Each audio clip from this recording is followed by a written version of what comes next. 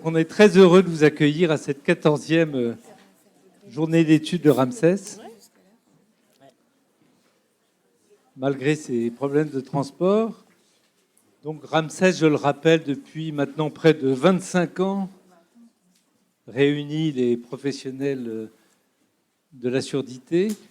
Et Ramsès est une association donc dynamique, puisque depuis 25 ans, nous sommes à notre 14e colloque.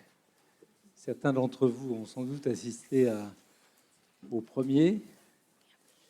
Et nous avons un conseil d'administration extrêmement énergique, mais qui demande toujours du sang nouveau. Donc n'hésitez pas, à l'issue de ce colloque, si vous souhaitez participer à Ramsès, entendant ou sourd, professionnel, évidemment. Donc notre préoccupation depuis toujours, c'est la dimension psychique de l'enfant sourd, c'est sa construction en tant que sujet. Et nous savons depuis Rabelais que science sans conscience n'est que ruine de l'âme. Donc nous sommes extrêmement vigilants à ce que toutes les avancées techniques ne laissent pas de côté cette dimension psychique de l'enfant sourd.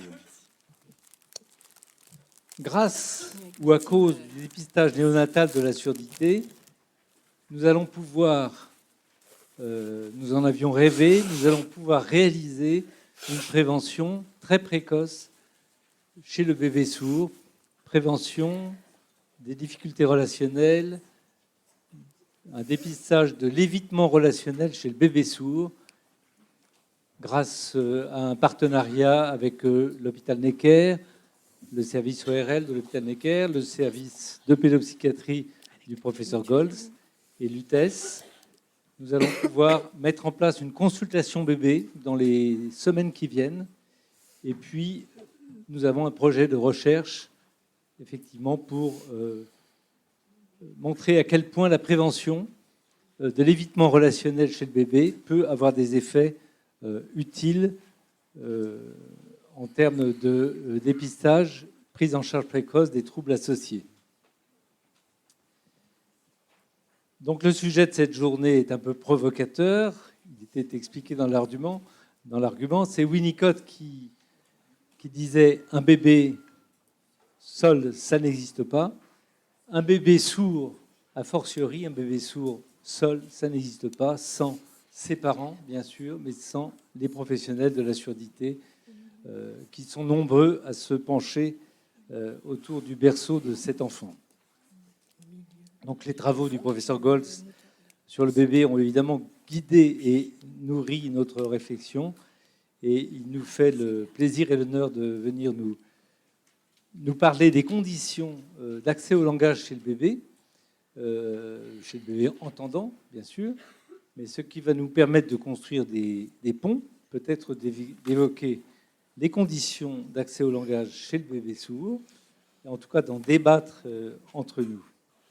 Donc ce matin, nous allons avoir des psychologues cliniciennes qui sont au front, en première ligne, dès le début de la vie du bébé sourd. Donc on sait qu'avant le diagnostic, on ne sait pas que le bébé est sourd, mais dès le diagnostic, il est pris en charge par une équipe pluridisciplinaire dans laquelle les psychologues des services ORL, mais aussi des services d'éducation précoce, jouent un rôle extrêmement important.